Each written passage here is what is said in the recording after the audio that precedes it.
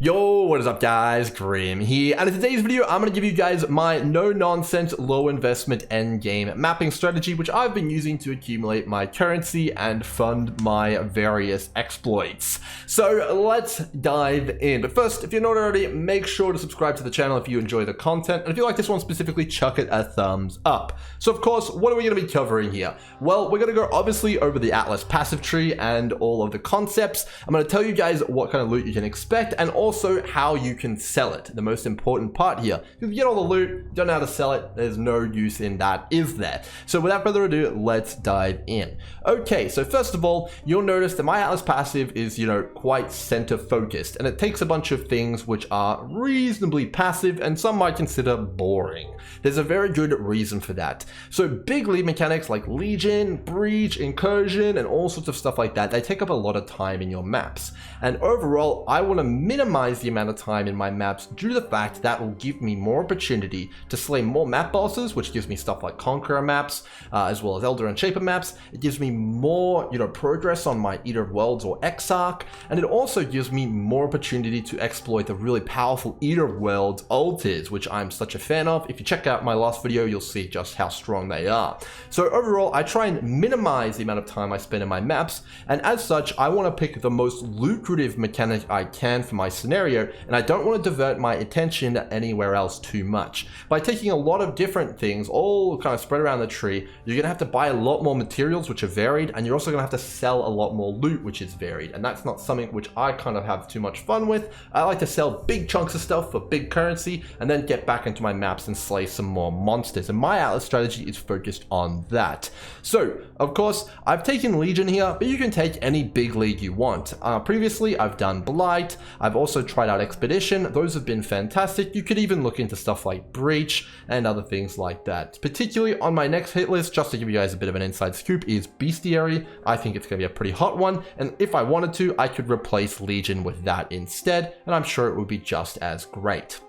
So that's the idea behind the big lead mechanic. So that's really not the important part. Okay, so I'm doing Legion, I'm running a Legion Scarab, great. That's fine, it's great, no problem here. The bulk of my strategy involves passive points, which don't really take too much time investment, but yield a ton of currency back just from your normal mapping activities. This is gonna allow you to get through more maps, and as such get more of the stuff I talked about earlier, but also spend a lot more time on the Arc Nemesis mechanic, because that does take quite a bit of attention as well, and is also gonna yield a ton of results, and it's free. It's in every map, and you can kind of get your teeth stuck in, so therefore I'd like to focus on that, as well as maybe picking up one other lead mechanic of my choice. Okay, so let's go over the theory. So I've taken mechanics which take as little time to execute in maps as possible and yield the greatest output while also being sellable in bulk. That is the heart of the strategy. So first up on the agenda is Essence, one that's fallen out of favor with a lot of other content creators, but I still am a big fan. I think Essence is fantastic. Let me explain why. So when you take Essence as a lead mechanic, it's fairly underwhelming, and a lot of people aren't going to get too much value with it, but with the Atlas passive points, you get a ton.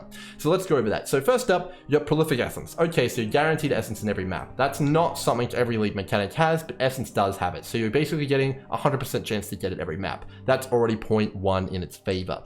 Next up, we have Amplified Energies, which triples all of your essences in maps effectively by upgrading them all by one tier, which makes them much better than your average essence.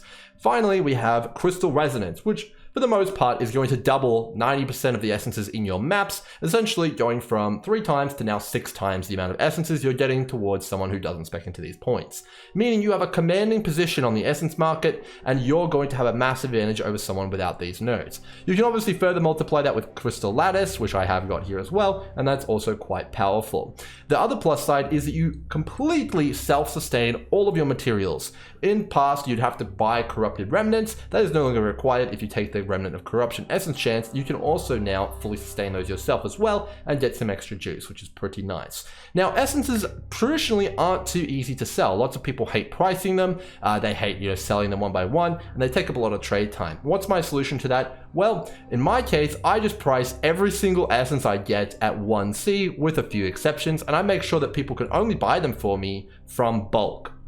So you'll see here I've set my entire Essence tab to 1 chaos, and I've put a ratio in here called 15-15. That means that people could only buy from me once I have 15 of them, and when they can buy from me, they have to buy 15 or more. 15 to 30 is the number. So whenever I get a trade, an Essence trade, it will always be 15C, and as soon as I get 15, generally because I'm the cheapest, I will get PM'd straight away, and I'll get a 15C trade. Pretty damn nice for someone you just click on your map, smash, and move on. Now, you're probably thinking those are horribly underpriced, and you're completely right. You could get way more money from this mechanic, but in my opinion, it's not worth the hassle, it's not worth the time. I'll take my free 15C from clicking on some stuff in the map and killing it, and I'll move on my merry way and focus on blowing up my legions. Now, of course, there are a few exceptions like Greed. Essence of Greed are worth a lot more, but overall, I think setting your whole tab to 15C is a pretty good strategy, and you get anywhere between, you can get like low amounts, but generally you get about 6 to 7 on average per map. That's pretty damn good. 6 to 7C per map, absolutely great, as long as you have the patience for them to stack up. You can also set this ratio lower if you're happy to take more trades, or higher if you're finding it annoying and there's too many of them. So overall, I think Essence is a no-brainer, and I am absolutely loving it and really enjoying the passive income in every single one of my maps. The cool thing about Essence as well is that you can do it in any tier map. You're going to get the Shrieking Essences in tier 1 maps or tier 16 maps. So it's a great one for you to pick up early and start getting under your belt if you're a fresh player and you just want to get some currency earlier and you're okay letting them stack up. It's going to be a great one. As the league winds on, I imagine these will probably get even more lucrative as well. So pretty damn nice in my opinion. Okay, let's move on. Next up on the passive income front, we have Strongboxes. So Strongboxes actually aren't going to give you as much currency raw per map on average as Essences, but they do give you a lot of extra juice and quality of life with the opportunity to give you some more currency as well. Let's take you through it. Okay, so we get a guaranteed Strongbox. As I mentioned, that's particularly powerful, and most league mechanics aren't going to gain access to that without using a Scarab slot or a Sextant slot, which in the end game is quite coveted. So twice tempted, great, fantastic, not too bad. You're getting a Strongbox, but that's not too powerful on its own. It's just going to give you some random rares and some extra monsters, which isn't bad, but it's not great. Let's move on to Secret Operations. So Secret Operations is going to make 6% of all your Strongboxes give you anywhere between 2 to 7 Scarabs. You can get more, but it's quite rare, but you always get more than 2, assuming you take the node, which we're going to talk about in a second here. This is an incredibly powerful node. You're going to get this more often than you think, as there is actually naturally spawning Strongboxes in your maps. Sometimes you just get 2 natural Strongbox spawns, and that's going to all be contributing to your chance of getting a operative Strongbox, which contains those Scarabs. Now, Scarabs aren't worth a ton, but they are worth quite a bit of chaos. If you get a gilded one, generally they can be worth anywhere between 2 to 10C, and that can be quite nice if you get one of the really good gilded ones. Now, of course, Scarabs are always going to be in demand, but you need to keep an eye on the prices, but I think for 2 points here and 3 points down there, it's an absolute no-brainer. And overall, I think it's great. It's going to add monsters to your map, it's going to add chances to get loot, it's fantastic. Let's move on to Tamper-Proof. So Tamper-Proof is going to make all of your Strongboxes rare and corrupted, meaning you no longer have to worry about rolling your Secret Operations boxes, and they're just going to come rolled, which is great. It takes out some of the annoying maintenance, and it's going to make your mapping much faster. So Tamper-Proof also corrupts all the other Strongboxes. This is actually way better than you might think. It's going to give you access to a ton more 6 sockets, and fusings are expensive right now, and it's also going to give you access to some incidental 6 links, which you're going to get quite a few of as well, which is going to be Divine Orbs, which you're going to pick up. Overall, this is a pretty low investment in terms of points. It's going to give you a ton of extra monsters, which is going to feed into another thing I take here, and it's also going to give you a ton of insequential, whatever. It's going to give you a ton of currency. That's kind of what I'm getting at here. And combined with Essence, they're both super low maintenance, you don't have to put anything in, and it also opens up some end game options, which we'll get into here in a second. Okay, pretty damn nice. Extra juice, free loot. Great. All right, next up on the docket, we have Heist. So Heist is a bit of an interesting one. Most people probably aren't taking this, but I think Heist is great. So overall, Heist is something that you're going to have to kind of take some time to sell, similar to Essence. But again, like Essence, it's zero investment. You're not going to have to buy any Scarabs. You're not going to have to use any Sextants. It's just on your map. You're going to get it. It's going to be great when you do, and you're going to enjoy it. It's also going to buff up your road marker stacks in the rest of your map, making them a lot more worthwhile to pick up. And it's going to give you some inconsequential kind of loot in your maps that you can grab on the fly. It's only one click to click on a Heist cache, and it's well worth your time. You're going to be able to get a lot more loot from it. And overall, I think Heist is a reasonable pickup. However, it would be the first to go on this list if you needed to get some spare points for another strategy. However, Heist is an absolute money spinner. Let's go over why. So, Heist Lockers and Heist by extension is going to give you Obviously, road markers, which sell for about 400 road markers to 1 chaos. So you can see here I have 21,000 of them. You know, what's that, like, I don't know, like 40C or something like that? Not too bad. Generally, you get, you know, anywhere between 400 or 500 a map, so it's extra chaos just off road markers like that. And then also, if you get a locker, you can maybe get a few more than that, maybe get 1,000, which is like 2C per map. Pretty damn good. But the main thing you're going to grab here, which is most of the money, is going to be contracts. So contracts are a pretty in-demand item. You can see here where I had a full quad tab, well, it's filled up to here. All of those other ones have sold.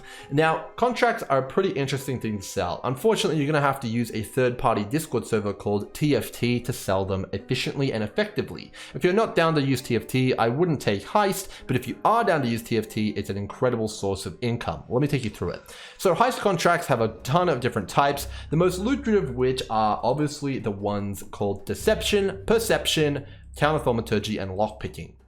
These ones are going to be most in demand, and when you go to this Discord server, you can sell them in bulk, fast, and there is demand. If you're interested, I'll put down my want to sell kind of command here, and you can substitute your quantities, your price, as well as your in-game name with mine, and kind of start selling some contracts as well. But let me give you the kind of gist of it. So you're going to do your maps, you're going to get a ton of contracts, you're going to stock up on like 40 or 50 of them, you're going to figure out how many of you have of each, and then you're going to post an ad on TFT. People will message you, and then you can sell to those players when they PM you in game. You just take them, you sell them to them, great. Now, any that you don't sell, you want to stack up, wait for your next round, and then lower the price on those and post your new ad with a lower adjusted price. You'll eventually churn through them all, and you're probably going to make a few hundred chaos using this strategy, and overall the demand for contracts is in general fairly immune to the effects of the market. They're fairly stable, and they're always in demand. So another great money spinner for passive income. I'll post this down in the description for you guys so you can get in on the action. It's pretty damn good. In addition to that, you also get blueprints, which essentially are super contracts, which sell for more. They can generally sell for 5 to 15C a piece, sometimes more as well. You'll just have to play that by ear, but they're generally a pretty good source of income as well, and you can sell them in a similar fashion on TFT. Okay, so everything we've gone over right now is super duper passive. You can just easily get it. It's free. You can sell it in bulk. It's just so damn fast and easy, and you don't have to worry about it. You can focus your full attention on your chosen lead mechanic, the Eater of Worlds, and, you know, maybe the new the lead mechanic. It's great. Okay. Let's move on to one which isn't as passive, but still is very rewarding, with the options for you to invest in it more. So Harbinger is not as rewarding as the others on its own, and it also does demand a little bit more attention of you in maps. You're probably gonna have to take 10 to 20 seconds to kill a Harbinger, especially if it's a super Harbinger, but the rewards are generally worth it. So in general, most of the Harbingers are gonna drop trash, but they can drop Exalted Shards and Ancient Shards, and even if you're lucky, a full Ancient Orb or Exalted Orb. That's happened to me more than once. I've dropped 2 Exalted Orbs total, full ones from Harbingers, and I've dropped many Ancient Orbs from them as well. It does happen. I even saw someone drop a Mirror of Calandra on Reddit yesterday. So overall, you can be in for a pretty good time, and it is going to give you some passive income. But it's only when you go with another portion of this tree that it really starts to shine. But overall, Harbinger is a suitable choice. It's going to give you some passive income, it's going to give you extra juice, and it is going to be overall a reasonable choice to kind of buffer out your passive play style. And I decide I like it so much that I actually run Harbinger Scarabs to give you more of them. And in addition to that, I also run a Harbinger on the map device using Kirak. I think it's well worth it, but we'll get into the reason why it's so worth it in a second here. But it's fair to say, I think that the actual shards themselves pretty much pay for the Scarab and the Kirak all by themselves. I get a ton of Exalted Shards as well as Exalted Orbs. You do have to stick at it though, and run a ton of Harbingers to be able to get that consistent number in. If you just do a few, you may not see the results, but if you do enough, you will get the shards and you will get paid back, and it will be great. Now let's get on to the reason why I really went for Harbingers and why I invest so heavily in them, and I go out of my way to go and buy a Scarab for them, even though you don't have to. Well, I am a big believer in monetizing your map drops. So a lot of other content creators and a lot of other players have decided to opt not to go for the map nodes anymore. They've decided it's not worth it, and it's no secret that sustain is fairly easy. Overall, if you take any form of the map nodes, or even if you don't, you should be able to sustain your favorite map fairly reasonably, assuming you're investing some amount, and that's where the Harbingers come in. Harbingers are notorious for dropping a ton of maps and having a ton of monsters, which you can really get your map sustain going on. And that's why I decided to invest so heavily into them, because it really does feed into the map drops, which we're about to discuss now.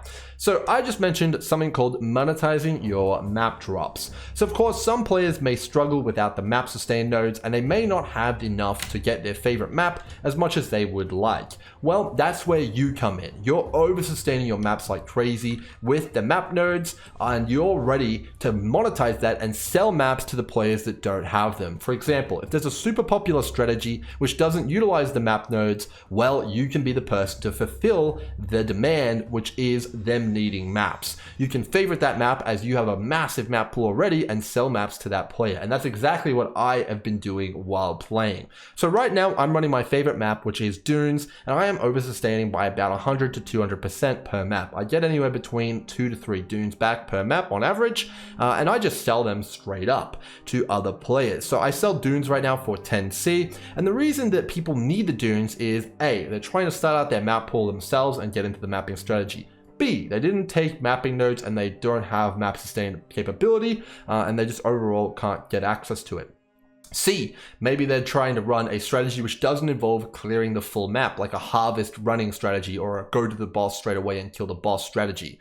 And overall, some players just don't juice their maps very hard, and they don't take a lot of the inconsequential passive stuff that we have on the tree, which does in turn drop maps. For example, the Shrine nodes, the Strongbox nodes, the Harbinger nodes, even the Essence nodes give you a bunch more rares on average per map, and in general, you're going to be dropping a lot more maps than your average player will, and it's definitely going to be a lot more powerful for you, and you're going to be able to weaponize those map sustains for big economy gains.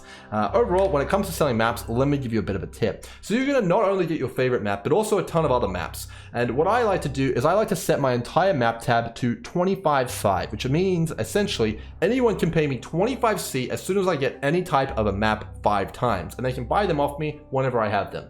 Now, to give you guys an example, some guy recently bought 5 icebergs off me. I have no idea why he bought 5 icebergs off me, but he did, and he wanted them, and I was able to fulfill that demand. And I am going to be selling maps all league long with this strategy. It's been great. I've done it many leagues in the past, and the money really does stack up when you get those things. And it synergizes fantastically furthermore with Harbinger. If you ever notice anything stacking up, like for example Cage or one of the lower tier maps, you can actually go ahead and either horizon it to a different layout, or if it's a lower tier map, you can just Harbinger all of it, because you can have plenty of them on hand as well. I have 16 here just from this morning's session. I'm going to go ahead and slam them on a bunch of maps right now and turn them into beachheads if I'm lucky. So let's grab some Cursed Crypts and let's show you kind of like some of the potential.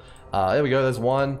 Let's see if I can grab some other maps which aren't corrupted and give you guys a little bit more of an example. Maybe I don't get too lucky. Let's grab one of these. Maybe not the BCs. Let's grab the mineral pools here and chuck these. There's another one. Grab the mazes. All right, this should be good to get rid of the last ones here. Okay, we got 2 beachheads. So how much are beachheads? Well, they're 14, 15C. So you can see here that you can really churn through your maps, kind of do everything yourself. It's super duper passive. You can get rid of all your stuff, lock, load, sell, move on, get your upgrades, play how you want, do what you want when you want, and it's absolutely fantastic. So that's kind of getting your map sustain done. Of course, if you've got too many of your favorite map, no one wants them, change your favorite map for a little bit to something someone might want, like Tower or Jungle Valley, and see if you can sell those instead. Just keep an eye on the market and be a little bit savvy about it, and you'll get some pretty damn good profit from over sustaining your maps. Okay, so that's pretty much all of the passive stuff. Let me talk a little bit about the Eater of Worlds and the more active stuff, and a little bit about Sextants here, because those are the final pieces of the puzzle for my passives. Okay, so of course, when we're in our maps, we're doing all our passive stuff, but we're also doing the Arc Nemesis League. There's going to be an update video on that soon to make it way more efficient, adding way more recipes, but just the Treant combo alone, as you all probably know, is quite lucrative. We're doing that, and we're also grabbing one big league mechanic. For me, it's Legion, and I'm really enjoying that, but also we're speccing into Eater of Worlds. If you're not aware of just how powerful Eater of Worlds is, and also Exarch, you should watch my previous video. It's really strong, but it's enough to to focus on all by itself. And overall, you're going to be getting a lot of extra difficulty, but a lot of extra monsters and a lot of extra loot just from this mechanic. So we spec pretty heavily into that, grabbing the Shadow of Hunger, as well as the full pack size node here. If you want to spec even harder into the influence side of things, and maybe even forego your big league mechanic, you can also come up here and get even more pack size, leading to more altars, more difficulty, and more juice, getting the Steering Exarch influence monster pack size. However, I'm not ready for that. I'm a little bit scared, so I'm not doing that just yet. But there is also a lot of other kind of passive income sort of stuff you can get into on the Metamorph side of things, even the Delirium Mirror side of things. You can see here I have 4% of Delirium Mirror. That's just some passive income which doesn't take any time from me. There's further Delirium Mirror chance here, as well as some other things like that. So that's kind of the Eater of Worlds. You can go down that route. It is very, very heavily encouraged from me that you should definitely spec into either Exarch or Eater of Worlds in the end game, as it's incredibly powerful. Okay, the final piece here is the Sextant Wheel. So this is a bit of an interesting one for people. So monetizing your Sextant usage is incredibly powerful. So when you're rolling your Sextants, you're going to get an extra ton of monsters in your maps. Whether maybe you get some lead mechanics, so maybe you get some extra Harbingers, which feeds into your strat, some extra essences, Strongboxes, or sort of like that. It's pretty great. But when you get a mechanic which you can't run, that's when the lights go off and you kind of really get a big opportunity. You can use an Surveyor's Compass on it. So Surveyor's Compasses essentially allow you to capture a Sextant modifier you've rolled and then sell that on the open market. And some of them sell for a considerable margin. Okay, so let's say you're rolling your Sextants and you get something like this. Ritual altars in areas allow rerolling favors and additional time at no cost. Well, Sextants generally cost about 2C, and you rolled this, you're not sure what to do. You can buy a Surveyor's Compass for 1C, and you can come over to the trade website right here, and you can go ahead and type in the mod you just got. So Ritual Altars, and generally you can type in, if you're not sure, this tilde key, it's like the squiggle on the very far left of your kind of keyboard. Put that in and then type in generally what it says, Ritual Altars. And then you can also type enchant, and that'll bring up the mod, which is on the Sextant. So you can see here, you can search it. Okay.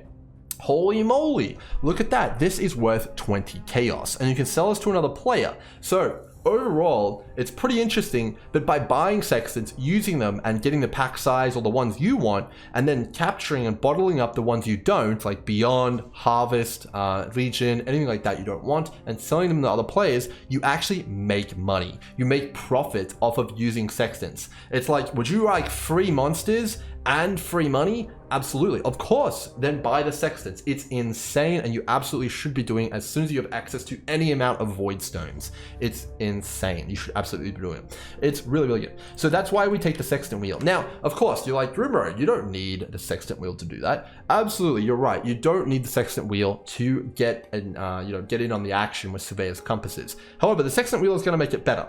And the reason for that is because you get an additional use on your Sextants. So that's going to give you more juice yourself, but when you're selling those extremely powerful and lucrative modifiers to other players, you can expect to make more money off of yours versus someone with 3 stacks of Sextants. And the reason for that is because you just have 33% more uses on yours, so you can charge a higher price. In addition to that, most players running this endgame high content are generally running the Sextant node wheel themselves. And the reason this is important is because all of their Sextants are going to have 4 charges generally. And if they go and buy Sextant modifiers like Delirium Mirrors and stuff like that, and they're all different charges, well, that's going to be annoying for them. So they're probably going to favor your 4 Sextant charge one versus their 3 Sextant charge one due to the fact they'll line up quite well with their own rolled ones. And overall, I think it's a reasonably good fit. Overall, it's not too impactful, but I think that people will definitely pay a premium, and they have paid me a premium for the higher Sextant charges. You're going to get way more bang for your buck from Sextants, and overall, it's going to allow you to sell them for more as well. Okay, that is in general the final piece of the puzzle. This is the Grimro Atlas strategy. Let me take you through the exact things that I am using right now to farm my maps, so you guys don't have to ask down in the comments. So right now I am rolling my maps with chisels, alchemies, and I am varling them, picking out any of the nasty new mods that they have on there. And you can kind of see this is the kind of thing we're looking at. I don't have any Varlos right now. Well, I didn't when I was rolling my maps, so they're not here. But overall, this is always going to be a good option as long as you're okay with most of the mods in the pool. And the reason for that is Val Temple is now significantly rarer. You're not going to get it anywhere near as much, and you're going to get a lot more benefit from higher map quantity and pack size due to the fact that Eater of Worlds will spawn more altars, Exarch as well, well for higher amounts of pack size. If you guys didn't know, it's been discovered that the altars have a chance per monster to spawn the altars.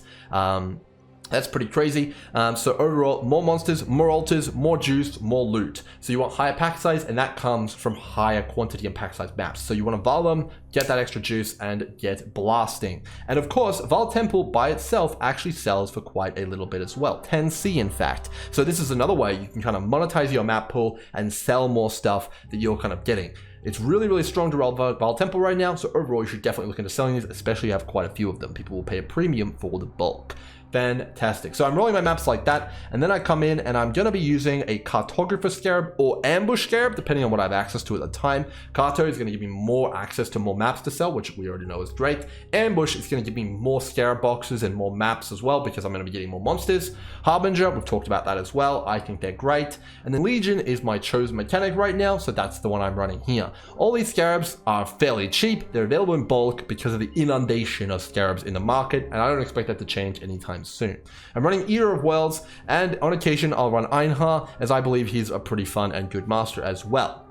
So that is the kind of setup. I'm rolling Harbinger with Kirak every time. I'm just using 4 Sextants, taking anything which seems okay, and then bottling up the really expensive ones. That's Grim's strategy. Make sure you just take components of this that you find useful and interesting and apply it to your own. You can try and copy paste it if you want, but overall, that's my method to my madness. I think it's been pretty effective to me, and I'm probably going to extend this video out to some other strategies in the future. So this is probably more of a foundational one. Hopefully you guys have enjoyed my take on the state of the Atlas tree and how I've kind of interpreted it. And it's not offended anyone with my very specific focus on efficiency. So all that said, hope you guys enjoyed the video. I'll see you guys in the next one. Cheers.